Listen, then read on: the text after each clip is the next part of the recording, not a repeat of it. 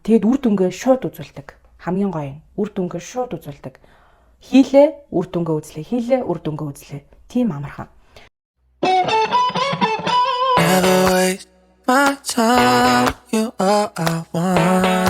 За өмнөх бичлэг дээр би яагаад энэ бичлэгийг хийхээр болсон бэ гэсэн чинь нөгөө комментуудаа харахаар яаж одоо ийм болох вэ? Бяцлаглыг яаж хийх вэ? Сурмаар байна гэсэн комментууд нэлээх харагдчихсан. Тэгэхээр бяцлаглын яг төрлүүд нь ямар байгаад байгаа юм?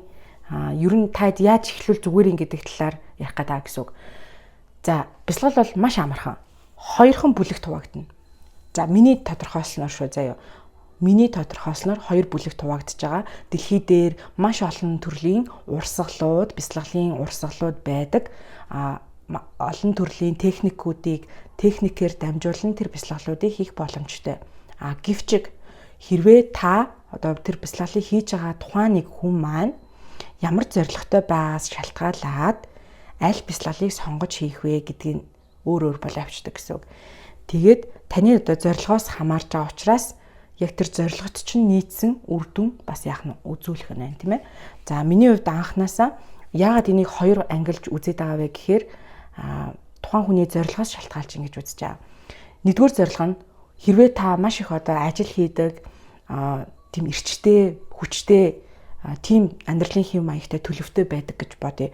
Угаасаа одоо нөгөө бид нар чи залан хүмүүс шүү дээ. Тэгээд залан хүмүүс чинь хамгийн идэвхтэй ажилдаг цаг үе мөч байгаа. Тэгээд дээрэс нь хүмүүс ганц ажил хийхэ болцсон шүү дээ. Үргэлж өөрийнх нь хувийн нэг бизнес байдаг. Эсвэл аль нэг төсөлд оролцоод явж идэг. Хажуугаар нь үндсэн ажил нь байж идэг. За тэгээд нөгөө олон нийтийн activity, үйл ажиллагаа, community клубт хамрагдах, одоо сайн дурын ажил хийх ч юм уу, эсвэл өөрөө social content creator болдог ч юм уу, тийм ийм олон зүйлийг бид нэр зэрэг хийдэг болчихсон байгаа. Тэгэхээр яалтчгүй хүний тархич нь ер нь бол одоо цаг хугацаа хязгаартай шүү дээ. 24 цаг бид нэр одоо энэ бодит ертөнцийн дээр амьдарч байгаас хойш 24 цагта тэд бүх зүйл маань хуваарлагдаж орж байгаа. Гэхдээ хуваарлсан бяцхан тэр хугацаанд маш үр бүтээмжтэй, бүтээлтэй, оригинал, тийм authentic гэж ярьдэн штэ, бүр тийм жинхэнэ тийм зүйлийг гаргахын тулд гаргах хэрэгтэй яагаад. Угаасаа цөөхөн юм хийх боломжгүй болсон.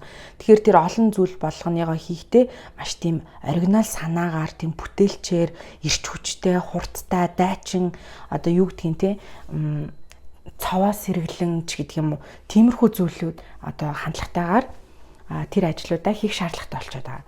За тэгэхээр ийм төрлийн хүн одоо та саяны хэлсэн хүн яг та гэж үзье гэх юм бол танд mindfulness төрлийн бяцлаглууд хэрэгтэй болж байгаа.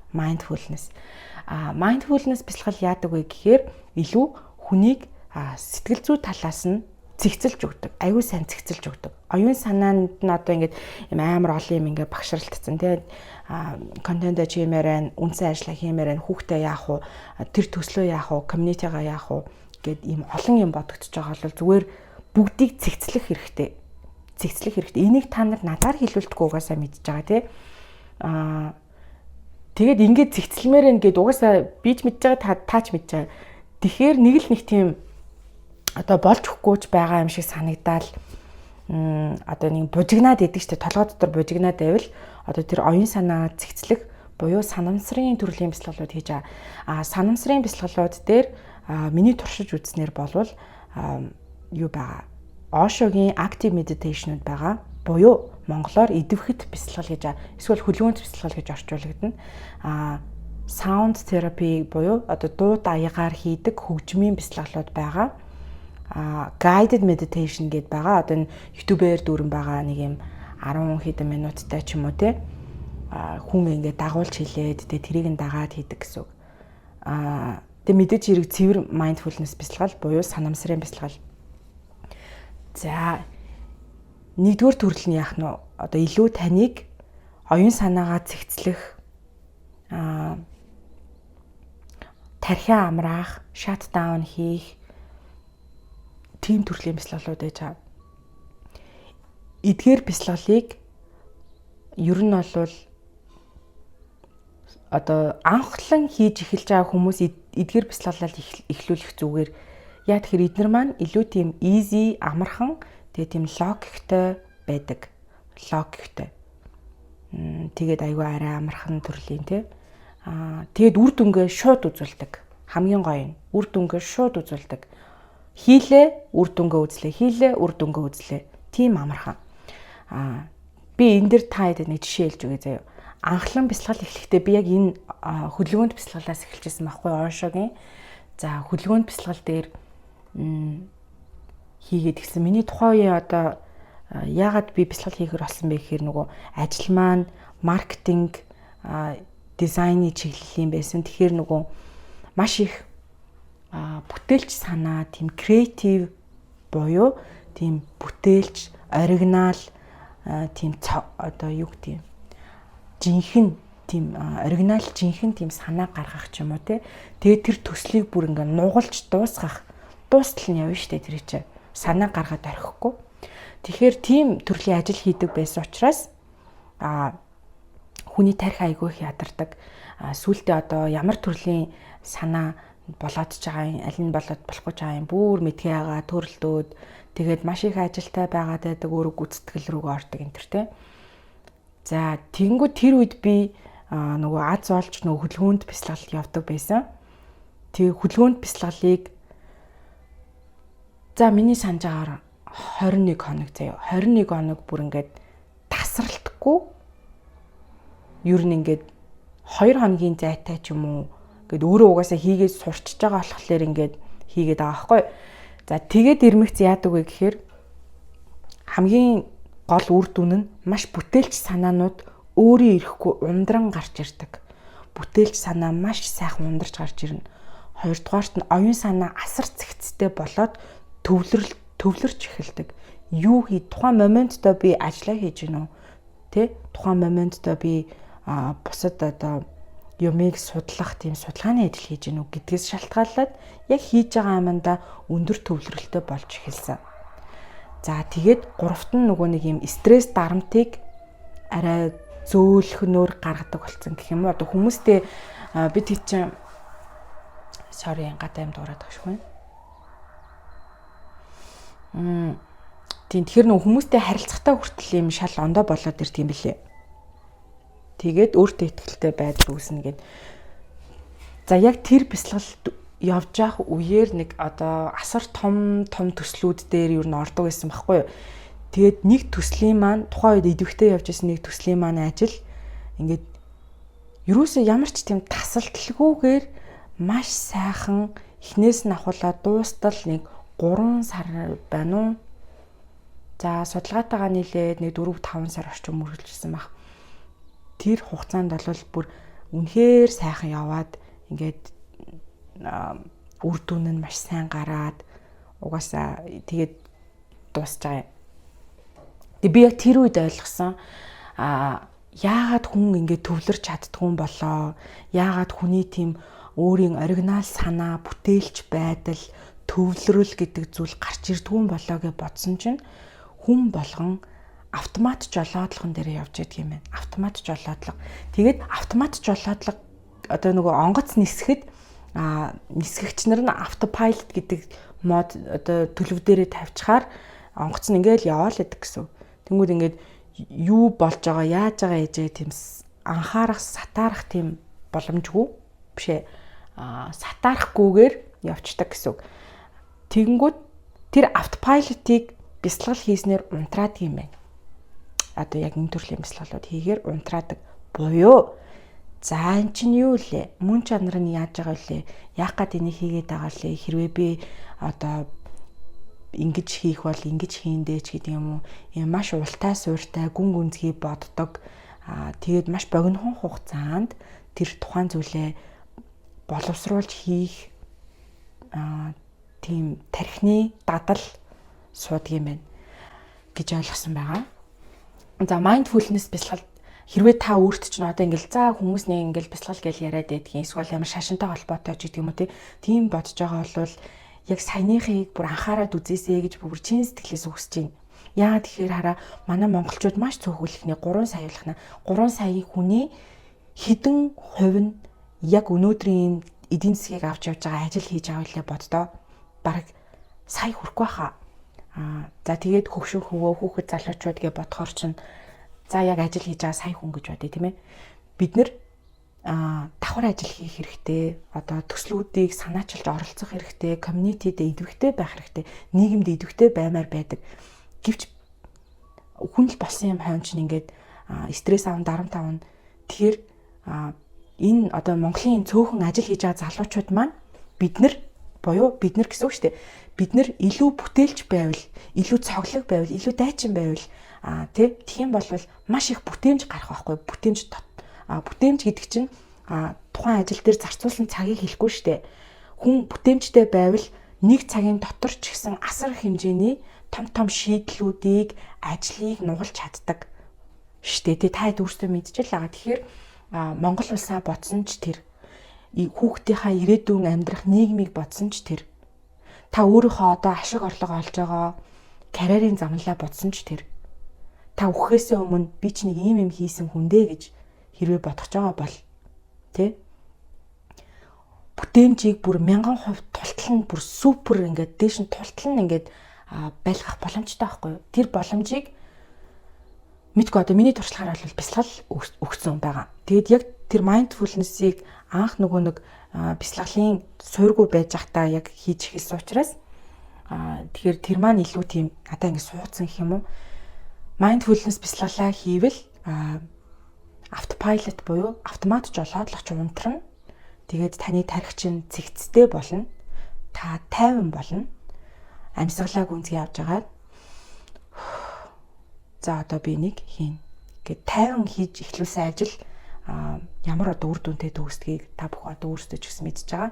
Тэгээ хамгийн супер үр дүн нь тийм одоо оригинал санаа буюу ундраг одоо ухаан гэх юм уу тэр ажлыг хийж байгаа ур ухаан гэж ярьлаа даа штэ. Уран ухаан таны өөрийн чинь тийм энерги үнэр одоо мэдрэгдсэн, таны өөрийн чинь үнэр үнэрэгдсэн бүр тийм уран яруу ухаанаар та ажиллаа хийн гэсэн үг. Тэгээ энэ супер байна уу? Үнэхээр гайхалтайгаад тэгээд асар их бүтээмжтэй болдог. Тэгээд стресс гэдэг зүйл аяанда буураад ирдэг. Яахан аргагүй шүү дээ. Тэр чинь логикийн хувьд ойлгомжтой байхгүй.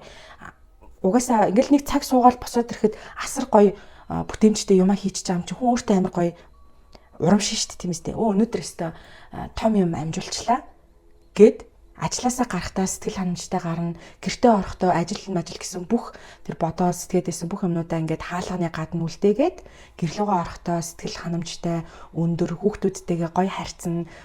Тэгээд ирэхээр чинь таны гэр бүлийн уур амьсгал хүртэл амар гоё болно. Тэг бүр энийг ингээд хүмүүс бүр хэлэхээр баярлаад байдаа.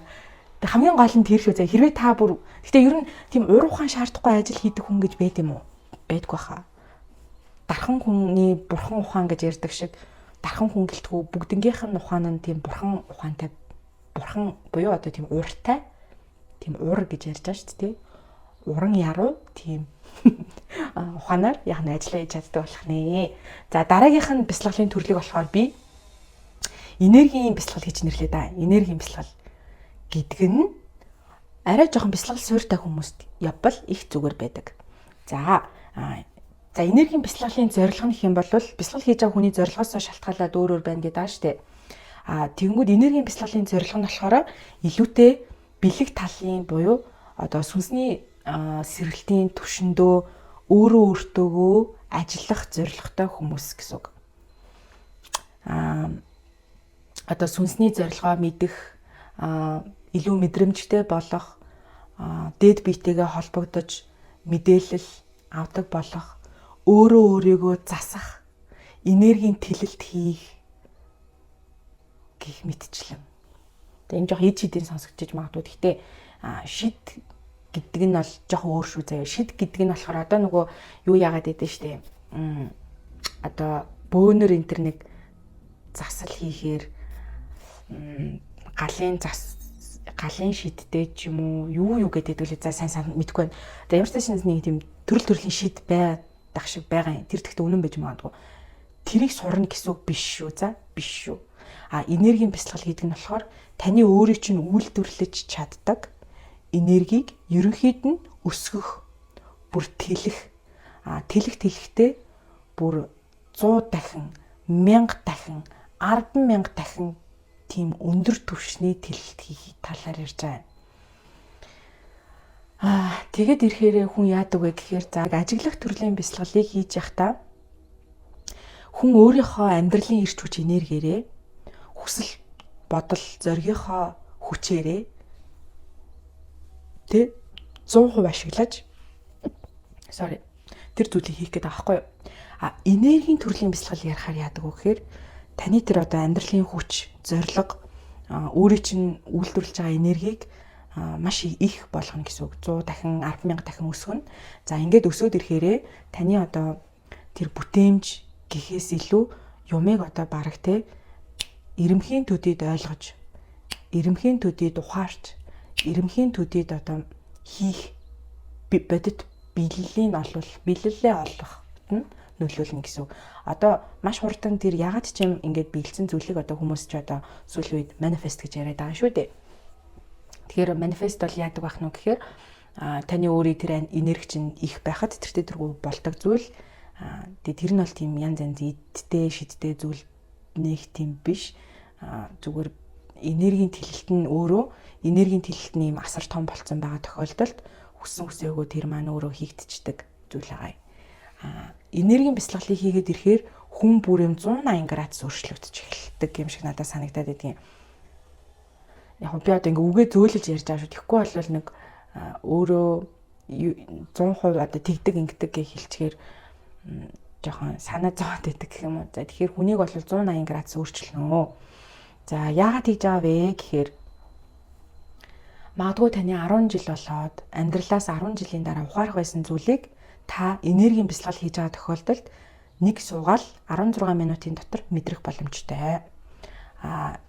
Тэгээд энергийн тэлэлтний чи асар хэмжээгээр хийгдэж байгаа учраас та хизээч дахиад барагтаа болвол заяа. Барагтаа болвол дахиж сөрөг болохгүй. Одоо тийм сөрөг мэдрэмжтэй нэг их болохгүй гэсэн. Яг сөрөг мэдрэмж байдаг л та. Тэр чинь одоо байгалаас заяасан хүний өөрийгөө хамгаалах инстинкт шүү дээ. Сөрөг мэдрэмж гэдэг чинь жоо стресс аваад те. Яна би ингэж яагаад одоо хэрвээ зэрлэг байгаль дээр байсан бол ингэж явж байгаад өлсөд өгч үедээ ингэж явж байгаад над руу араатай амтнд дайрах үедээ гэдэгтэй яг адилхан тэр сөрөг мэдрэмж чинь бол тэрийг бас тех ямар тэгж үгүйсгэх дах шаардлагагүй юм байгаа юм. Энергийн бясалгал хийснээрээ барагтаа сөрөг мэдрэмж рүү орохгүй. Гэхдээ орохын үед бол орно. Тэр бол тэгтээ байгалийн зүйл гэж аахгүй юу? Хүн чинь заримдаа санаа зовно шүү дээ. Одоо хүүхд маань гадаа тоглож байгаад орж ирэхгүй удаадах юм бол сөрөг болох нь тодорхой. Тэгж байгаа айгаад гараад яах нь хүүхдээ хайх нь шүү дээ. Тэгэхээр тэр мэрийг оролцуулахаар ерөнхийдөө нэг төлөв байдлын эерэг болно гэсэн. За энергийн бясалгалыг тэгэхээр ер нь бол mindfulness бясалгалтай хүн явж иж болно. За тэгээд илүү дараагийн түвшиндөө гарья гэх юм бол энергийн бясалгал хийж эхэлдэг. Энергийн бясалгал хийхлээрээ хүний энерги нь тэлнэ. За тэгээд энэ дээр нэг зүйл би одоо бичлэг болгон дээрээ магадгүй хилдэг ч гэсэн дахиад нэг дурдчмаар санагдчихээн.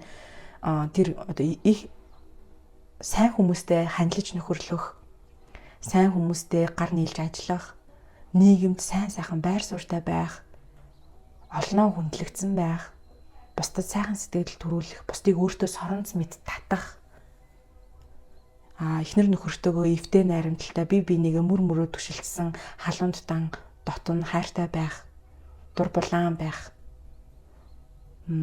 одоо ажлын боломж их орж ирэх, хангалттай цалин мөнгө авах, бусдын хайр хүндэтгэлийг хүлээх, азтай байх.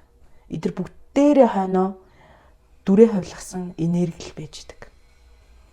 Энергийн бясалгал хийж байгаа бол та тэр энергийг 100 дахин, 1000 дахин өсгөн. Тэр хэмжээгээрээ таны тэр нийгмийн байр суурь, хүмүүст харилцаж байгаа байдал, эерэг байх, танд ирж байгаа боломжийн чинээ гэд бүгдээрээ өөрчлөгддөг гэсэн үг. Тийм байна. Тэгэхээр хэрвээ хүн гэхдээ ер нь бол энэ чинь нөгөө нэг юм цар хүрээгээрээ харахаар энэ бол юм тактикийн шин чанартай тий богино болон дунд хугацааны бясалгалууд байгаа. Энийг гэхдээ өдөр болгон нүрээ угаадаг шиг та хийдэг болчих юм бол насан туршдаа ч тийм сайн байна гэсэн үг. Энд болохоор илүүтэй одоо стратегийн шин чанартай алсын харааны төлөвтэй тийм төрлийн үйлдэлүүдийг хийхэд зориулагдсан бясалгал байгаа гэсэн. За тэгээд нөгөө бичлэгэн дээр яаж ингэж байгаа вэ? Ямар аргачлалаар хийдэг вэ гэд тэгээд аахгүй тэр чинь зүгээр л миний энергийн бясалгал хийдэг болчихсон одоо хийж явах үедлээ л орж ирсэн мэдээлэл гэсэн. Энергийн бясалгал хийн гэхээр яг бид нар энд байхдаа зөвхөн өөрийнхөө биеийн дээр анхаарал хандуулдаг. Бие ажигладаг, мэдэрдэг.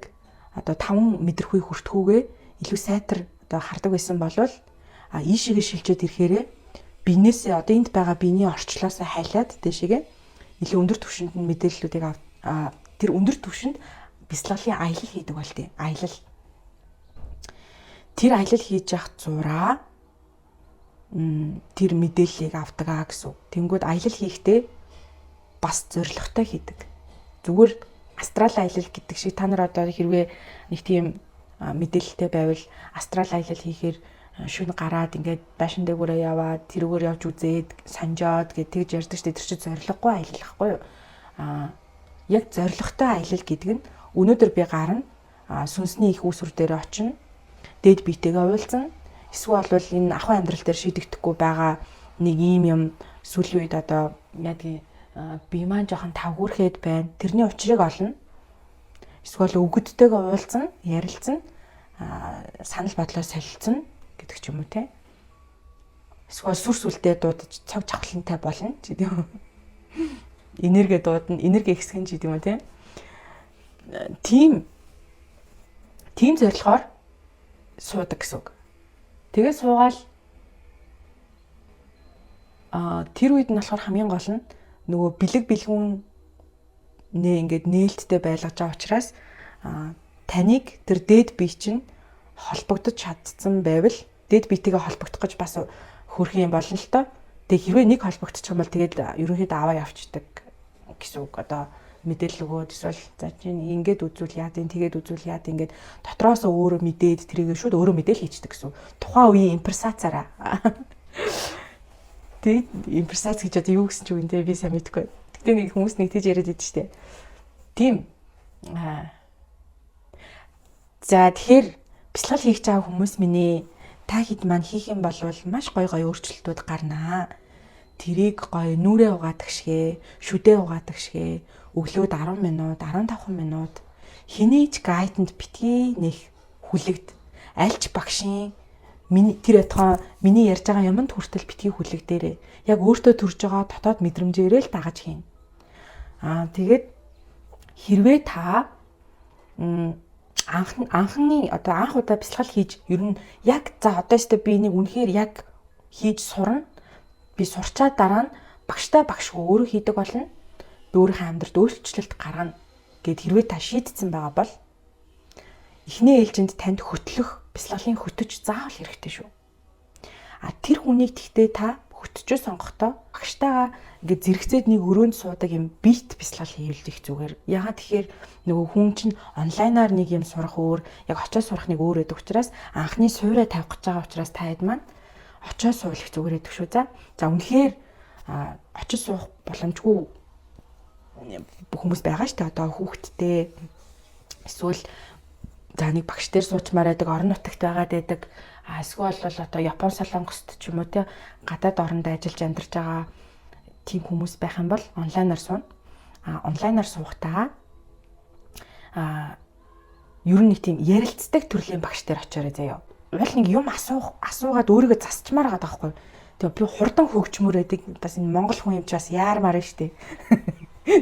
Тэгмээр гэдэг. Тэгээ ерөөсөө ярилцаж чадахгүй аюу хэцүү байгаад байдаг байсан. Тэгээ би дараа нөгөө нэг Ошогийн юун дээр бясалгал дээр болохоор очиж суудаг болсон байхгүй. Тэгээ одоо тэр төв маань нүүцэн байлээ зайсан руу. Тэгэхээр хэрвээ та онлайн анх удаа суургүй байжгаад бясалгал сурыг. Гэхдээ онлайнаар сурыг гэж бодох юм бол маш сайн ярилцдаг багштай болоорой гэж хүсэж байна. Энэ ярилцах яагаад чухал гэдгийг би та нарт одоо нууцын бүр яг энэ яг бодож шүү зэ хэлж үгээ. Ингэт юм байна. За одоо танай онлайн бясалгалын анги чинь 10 хүнтэй бай, 15 хүнтэй бай гэж бодъё. Тэнгүүд цаг хязгаарлагдмал учраас за нэг цаг 30 минут ч хамаагүй багштайгаа ярилцсан шүү дээ. Тэгэл ингээл ярилцаал багшаа ингээд байна, тэгээд ингээд нөгөө нэг зарим хүмүүс өөрийгөө одоо илэрхийлэхдээ сайн байдаг шүү дээ. Тэр хүмүүс чинь ингээд асуугаад байдаг байхгүй. Багшаа тэгвэл яах вэ? Ингүүл яах вэ? Бяцлал хийж явахдаа бодол орж ирээд байвал яах вэ? Би саяных дээрээ төвлөрч чадсангүй гэл тэ. Миний нуруу өвдөд байна. Миний өвдөг өвдөд байна ч гэдэг юм уу. Хөгжим хитрхи чанга юм шиг санагдаад дотроос ингээд бачуураад байна ч гэдэг юм уу. Ийм мэдрэмжүүдээ хэлдэг байхгүй. Энд чинь гэхдээ бодит байхгүй юу? Тэнгүүд багш нь хэлж байгаа байхгүй. За таны нуруу өвдөд байгаа бол та суудлаа ингээд засаарай. За жишээлбэл би ингэж хэлдэг. Хүн юу сууж явахдаа бяцлал хийх гэж сууж явахдаа штэ. Хөлөө ингээд яг нөгөө бурхан багш шиг тэг завилж сууж чаддаг байхгүй ихний хэлцэндээ хүн. Тэгэхээр нөгөө бид нар чинь нөгөө сууж сураагүй сууж суртлаа бас хэдэн жил болно. Тэхийн тулд одоо жишээ нь яадаг вэ гэхээр ингэдэг байхгүй. Завилж суулаа. За одоо хүний гар ингээд энийг хөл гэж бодъё заяа. Ингээд завилж суугаад ийм дата ийм амар дэлгэмэл өнцгөр бурхан багш шиг хөл мөлий ингэж мингээд завилж суухгүй. Доор нь ингээд нилээ их юм өндөр юм ивж өгөөд яг өвдөгнийхөө доор юм эсвэл бүдүүн гойныхаа доор сайн юм ивж өгөөд тэгээд ийм 2 3 давхар зузаан дэр бөксөнд ороо тавьж агаад нурууны хотгор биш үү? Нурууны хотгордоо бас нэг дэр ч юм уу нэг тийм хөөрхөн бөөрөнх юм хийгээд за тэр бөөрөнхийгөө жоох ингээ хойш налс хийгээд суучдаг байхгүй. Ингээ суухаар хүний бие нь өөрөө ингээ өвдөж зовхгүй учраас маш сайн төвлөрдөг. Гэх жишээний ч юм уу. Та одоо өөрөө тэр зүйлийг асууж амжаагүй байж болно. Мэдэрсэн ч гэсэндээ асууя гэж тухайн үедээ санаагүй ч юм уу те жоохон мартцсан энэ төр те байх юм бол анги дотроос чинь тэгээ асуугаад тахаар та давхар суралцаад байдаг байхгүй юу. Тэгэхээр танай анги чинь нэг хүн илүү сайн бяцлагдаг байсан гэж бодъё. Хэсэг хугацааны дараа сарын дараа гэхэд тэр ангийнхан бүгдээрээ тэр хамгийн сайн бяцлагдаг байсан хүнийхээ чинээнд нь хүрчдэг. Ийм өндөр болж одоо маш хурдцтай хөгждөг гэсэн үг.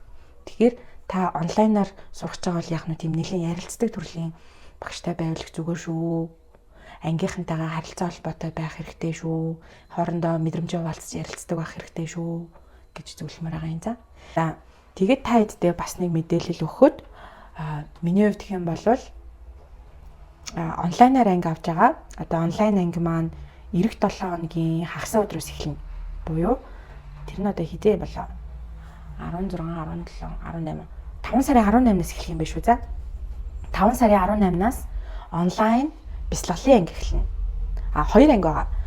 5 сарын 18-наас онлайн бяцлаглалын анги эхэлнэ.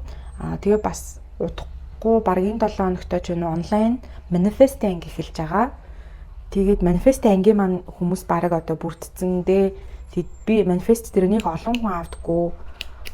Яа тэгэхээр тэр маань юм нөгөө өмнө нь нөгөө бичлэгэн дээр дуртаад байсан нэг юу шиг тийм микро баг үүсгэж онлайнаар хөтөлж явдаг болохоор олуулаад байх нэг таатай биш байдаг.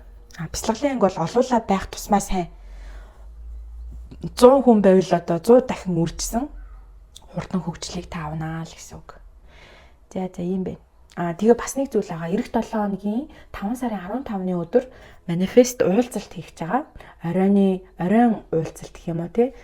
Коктейлтэй, вайнтай ч юм уу эсвэл нэг пив авах ч юм уу. За мэдгүй ямар ч байсан та өөрийнхөө дуртай уух юмаа бариад тэгээд манай хүрээллийн одоо бяцлал манифест сонирхдаг хүмүүс байгаа штэ. Тэднэрлүүгээ би ингээ урилга явуулж байгаа.